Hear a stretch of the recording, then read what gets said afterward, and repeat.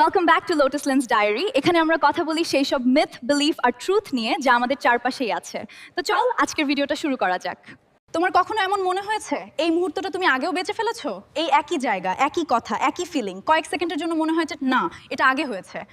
এই অদ্ভুত অনুভূতিটার নামই দেজাভু, ফ্রেঞ্চ শব্দ, মানে অলরেডি সিন। কিন্তু কোয়েশ্চেন হলো এটা আসলে হয় কেন? সায়েন্স বলে আমাদের ব্রেইন সবসময় ইনফরমেশন প্রসেস করতে থাকে, আর কখনো কখনো ব্রেইনের মেমরি সিস্টেমে টাইনি ডিলে বা ওভারল্যাপ হয়। মানে কোনো মুহূর্ত প্রথমবার ঘটলেও ব্রেইনের একটা অংশ সেটা মেমরি হিসেবে রেজিস্টার করে ফেলে, আর তখনই মনে হয় আমি এটা আগেও দেখেছি।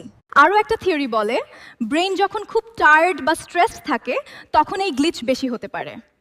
কিন্তু ইন্টারেস্টিং ব্যাপার হলো আজও দেজাভু পুরোপুরি এক্সপ্লেইন করা যায়নি। তাই কেউ এটাকে ব্রেইন গ্লিচ বলে, কেউ সাবকনশিয়াস মেমরি, আর কেউ বলে হয়তো মাইন্ড আমাদের ভাবনার থেকেও অনেক স্ট্রেঞ্জার। হয়তো কিছু অনুভূতি এক্সপ্লেইন করার জন্য না, শুধু অনুভব করার জন্যই আসে। তাই দেজাভু একটা মিস্ট্রি হয়েই থাক। আরও এই ধরনের মিস্ট্রি জানতে হলো সাবস্ক্রাইব।